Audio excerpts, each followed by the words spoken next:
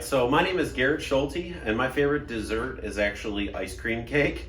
I currently live in Shelby Township, Michigan, and I'm going to attempt to explain here what this is so you know exactly what you're looking at. But I have some of the questions here that I'm going to be going through on the left-hand side, and I have the actual posted job description on the right-hand side here with the different duties and how it relates to each question. So I hope to connect the two here for you really quickly. So how many years in related sales experience do I have? Well, I actually have 10 years experience in sales training, sales territory management. And although my experience may not be in the medical field, it is directly transferable. So when I select a new account manager for my territory, I'm responsible for their completion of their new hire training, ongoing competency assessments. This training also includes the standard rules and code of conduct of the team that they are joining.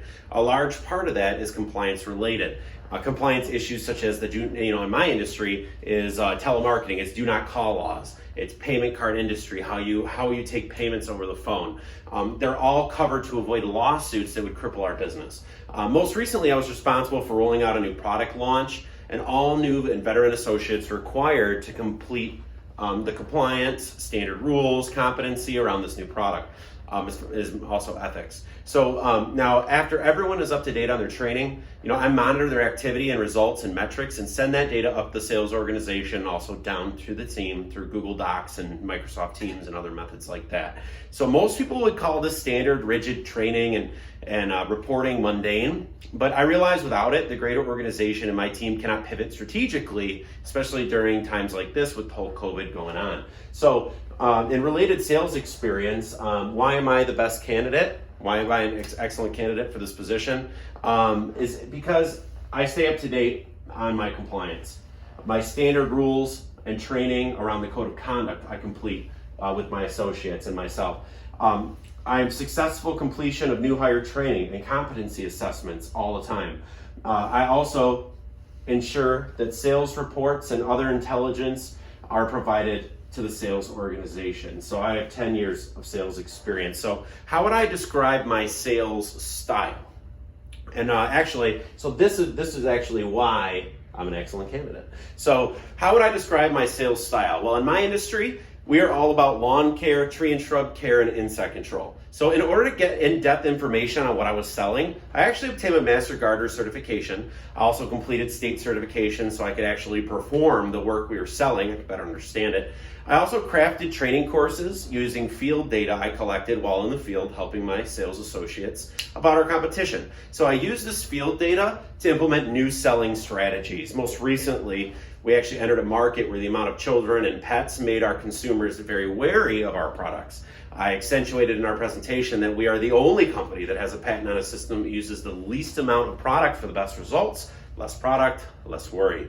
So this directly impacted our customers choosing us over our competition because I knew that they didn't have this feature. So my style would be that I do so much research and due diligence that I know and will educate the customer on why our solution is the only one that works. So they almost cannot choose another solution because it's evident that there isn't another one. So I use data and analytics to close sales. So I can understand my customer better than they actually even understand what they need themselves. So my style is, I am competent with cognitive awareness. What does that mean? That means that I know what I'm doing while I'm doing it. In my head, I can see myself saying it and why I say it. So I understand why I'm doing it. So I have a consultative and a very situational style. Every situation's a little different. Why am I an excellent candidate? Well, it's because I maintain current knowledge of our competitors' position in the marketplace, and also I develop strategies to combat them. I also demonstrate in-depth product knowledge in whatever I sell. So that is my sales style, and that is why I'm an excellent candidate. So what has been my largest sales quota ever achieved?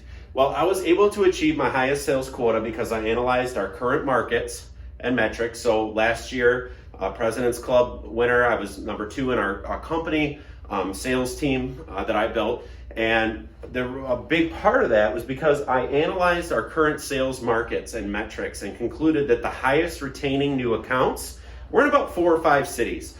I then took this information and looked deeper into the expanded service lines that we could offer them after their initial purchase and how likely they were to be purchased, and retained and narrowed our focus to Royal Oak and Birmingham.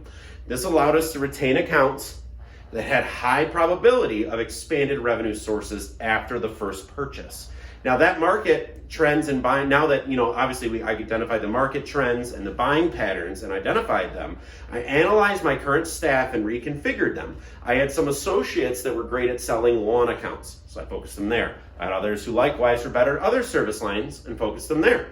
I also had others that did best over the phone, so that's where I put them. I also had others that were better face-to-face, so that's where I put them. I also had others who were really good at collecting past due amounts and reestablish relationships without having the other person feel inferior, and it was a good relationship. So I then set to work perfecting the process in each of those areas, and one of which is our bundling script for new customers. The changes I made went up to leadership and were distributed company-wide to increase bundle percent by 800 basis points. All of these things ensured that our financial objectives were met and exceeded.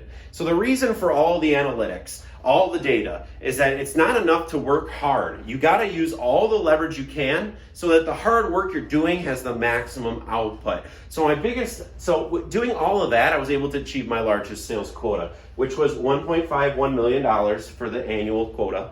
That's what I achieved. My quota was $1.25 million, so I went above quota by $260,000. So, corresponding, why am I an excellent candidate for this position? Well, I partnered with senior leadership to identify opportunities for sales process improvement. I made recommendations for changing sales roles or team configurations in order to maximize my sales productivity. I also understood the market trends, and I analyzed customer buying patterns to make sure I was leveraging and going after the right prospects. And I also ensured the team's financial objectives were met and exceeded by $260,000 for the annual. So I believe next you wanted to know, and this is obviously why I'm an excellent candidate. So an example of a challenging sales moment. Obviously, I have a lot of success, but I've also had some challenges. My biggest failure was actually pretty recently. What began me on this search is I was offered a promotion. I was able to take over a call center in Chicago. It did 16 million in business per year, large promotion, and all that. So it was a large promotion. However, my wife and I would have to relocate. I got all the way to the offer letter, and my wife, who I thought was on board, denied the move. I had failed to drive alignment between the stakeholders, the important people in the transaction. And without that alignment, the deal, my promotion, was lost, and it still haunts me today. So my failure to drive alignment between stakeholders is something I will never let happen again. So why do I believe I can excel in a commission-only environment? Well, a few years ago, I was selected to launch a new product at TruGreen. Was attic insulation. We were going to telemarket our lawn care base and book at-home attic inspections. So at the time, I was a base salary plus commission rep, and for this product launch, I was switched to only commission. Now, I did my calculations and got excited that if I just performed, I'd be making more money. Now, I'm already a self-motivated individual. However, you pair that with a direct cause-effect relationship of commission only, and I was able to outsell everyone in the pilot. Now, I always think about this example about how a pay change could influence behavior so much when I administer compensation plans today. I worked with leadership to increase commissions for prepaid sales, which retained much better. A prepaid sale retained at 90%, whereas a non-prepaid sale retained at only 55%.